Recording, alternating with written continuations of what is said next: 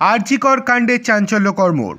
গতকালই সঞ্জয় রায়কে দোষী সাব্যস্ত করেছে আদালত, কিন্তু আগামীকাল তার সাজা ঘোষণা হবে। কিন্তু তার আগেই এবার বিস্ফোরক দাবি করলেন সঞ্জয়ের আইনজীবী। আরজিকর কাণ্ডে সঞ্জয় রায় দোষী সাব্যস্ত হওয়ার দিনই ভিসেরার রিপোর্ট নিয়ে বিস্ফোরক দাবি করলেন তার আইনজীবী কবিতা সরকার। বললেন, এখনও ভিসেরার রিপোর্ট আমাদের সামনে আসেনি, ওটা সোমবার দিন সকালে আসবে। রিপোর্ট পজিটিভ হলেই প্রমাণিত হয়ে যাবে চিকিৎসক আগেই খুন হয়েছিলেন, আমার মক্কেল নির্দেশ।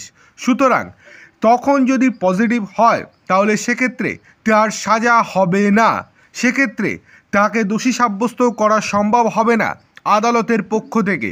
সোমবার সকালের জন্য আমরা অপেক্ষা করছি। একই সঙ্গে তার মক্কেলকে ফাঁসানো হয়েছে বলেও দাবি করেছেন কবিতা দেবী। কিন্তু সঞ্জয় তদন্তে সহযোগিতা না করায় রহস্য ফাঁস করা সম্ভব হলো না, আক্ষেপ লিগ্যাল এইড সেলের আইনজীবীর। শনিবার দোষী সাব্যস্ত হওয়ার পর কাঠগড়ায় দাঁড়িয়ে সঞ্জয় দাবি করে, আমাকে ফাঁসানো হচ্ছে, আমার গলায় রুদ্রাক্ষের মালা আছে, রুদ্রাক্ষের মালা নিয়ে এই অপরাধ করব? আমি যদি এই অপরাধ করতাম তাহলে রুদ্রাক্ষের মালা ছিঁড়ে পড়ে যেত।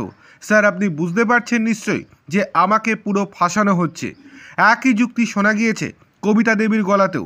তারও দাবি, ও যদি এটা করতো তাহলে তো ঘটনাস্থলে রুদ্রাক্ষ ছড়ানো ছিটানো অবস্থায় পাওয়া যেত।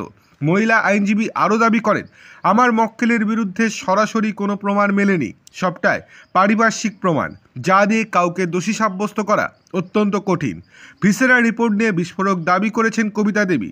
বলেছেন, এখনও কিন্তু ভিসেরা রিপোর্ট আসেনি, সেটা পজিটিভ এলে দেখতে হবে যে 4 জন চিকিৎসক মেয়েটির সঙ্গে ছিল যারা, তারা ওকে কি খাইয়েছিল। কারণ রিপোর্ট পজিটিভ এলে প্রমাণ হবে মেয়েটির মৃত্যু আগেই হয়েছিল।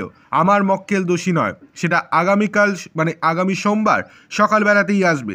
তখনই দুধ কা দুধ পানি কা পানি হয়ে যাবে।